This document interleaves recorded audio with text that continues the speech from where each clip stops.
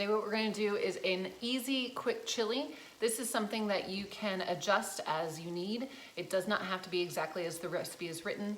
If you want to adjust for flavoring, if you want to adjust for thickness and consistency, that's all up to you. Just make it as you would like.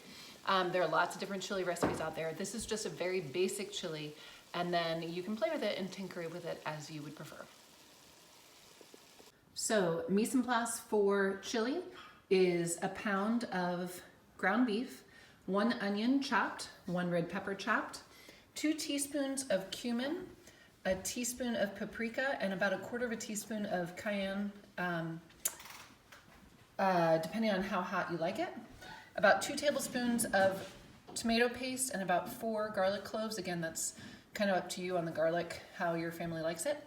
1½ to 1 cup of chicken stock, a can of crushed tomatoes, and a can of black beans drained and rinsed. Okay, so when we are prepping our mise en place, we want to make sure that we have all of our ingredients chopped and ready to go. So let's start with the bell pepper. When I showed you in class, I showed you how to cut straight down the bell pepper. This time I'm going to show you a different way to do it. Remember, I want to get the flat first so that then I can cut the julienne, and then I can cut the dice.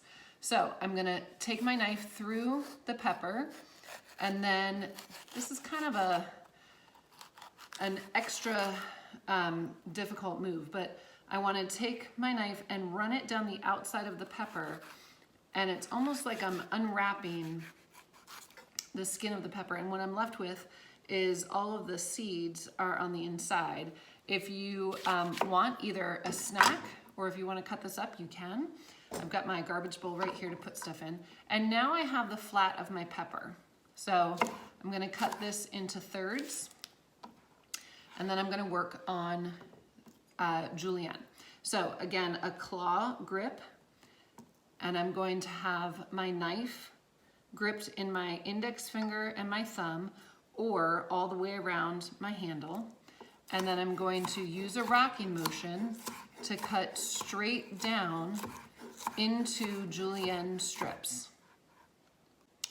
Okay, now I have my julienne, and I'm going to have my knife and my food at a 45-degree angle. My claw is coming on top of the food with my knuckles bent in and my thumb tucked back. And again, I'm going to rock through those julienne pieces, keeping my thumb and finger out of the way.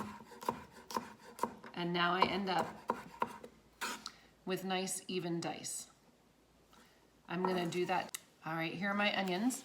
I've got my onion with the root end together, and here's the tip. I'm gonna, again, keep my hand like a claw, cut off the tip end, and then turn it so that my knife is coming towards the root end, but I'm gonna keep that root end intact. So I'm gonna keep the knife leading with the tip, but cut so that all of the onion stays together at the root end. So if I hold it up, it won't come undone. This is why I'm not crying, although you can't really see, but I'm not crying, just crying on the inside. Now I'm gonna hold my hand again. I'm gonna slice straight down, holding the root end. If I need to finish chopping through, I can just run my knife through. So there's 1/2. So what I have here is meat that I have already browned. I put a Dutch oven onto high to medium high heat, and I cooked off the ground beef until it was no longer pink. I did drain a little bit of the oil, just the fat that came from it, just so that it wasn't quite so greasy. I'm gonna add in the chopped onions and the chopped pepper, and go ahead and stir that around until it is translucent.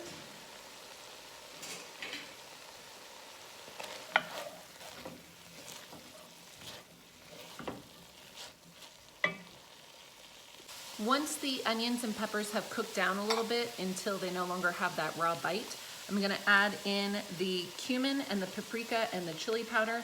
Again, this is all to your taste. If you want it a little spicier, add in a little bit more chili powder. We like a lot of cumin, so I would probably normally add a little bit more. One thing to note though, I do want to add it when it is at this dry stage because I want to make sure that the spices are well incorporated and that they're going to have a little time to toast and release their flavor before I add in any of the liquid.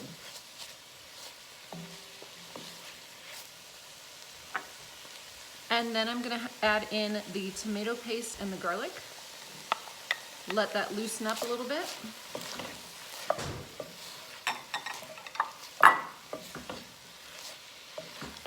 And once that's all incorporated, I can add in the crushed tomatoes.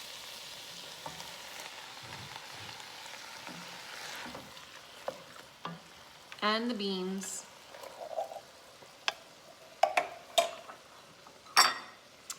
And then the chicken stock. Looking at the consistency that you want, knowing that as you cook it down, it's gonna reduce. If you wanna make it looser, you would add more chicken stock. If you wanna make it a little bit thicker, you would add less chicken stock. I'm just gonna let this continue to cook on a medium-low to low heat for about 45 minutes to blend the flavors well and adjust the consistency. Once you reach the consistency of the chili that you'd like, you're going to season it with salt and pepper, taste it because you're in charge of the flavor. If the tomatoes are a little too acidic, you can add some sugar. If you feel like they need a little kick of tartness, you can add a little lime or a little vinegar. Top it off with cheese, avocado, sour cream, and then some chips on the side, and you've got a delicious dinner. Enjoy.